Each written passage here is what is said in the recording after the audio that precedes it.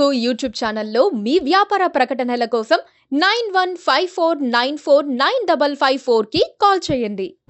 Welcome to KTV Telugu. విడిపోయిన రెండు రాష్ట్రాలు కలిసుండే ప్రయత్నం జరుగుతోంది.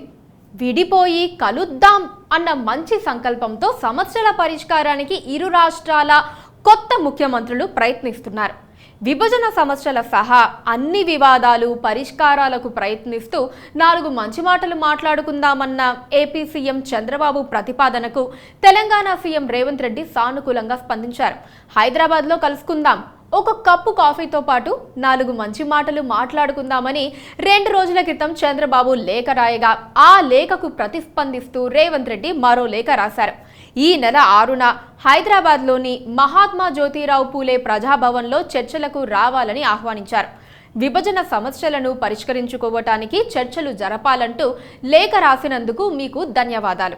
ఏపీలో అసెంబ్లీ, లోక్సభ ఎన్నికల్లో అద్వితీయ విజయం సాధించినందుకు అభినందనలు.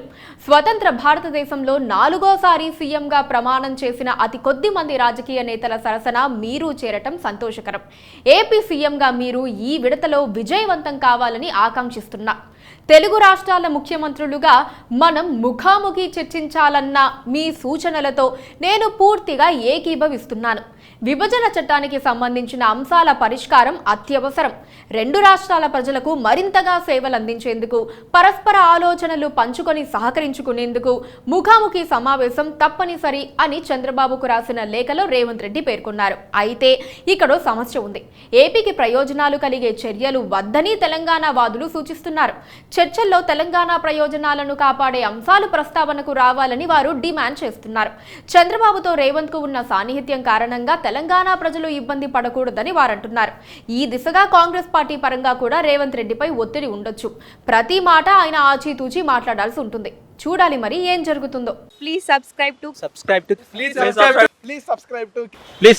KTV Telugu. KTV Telugu channel.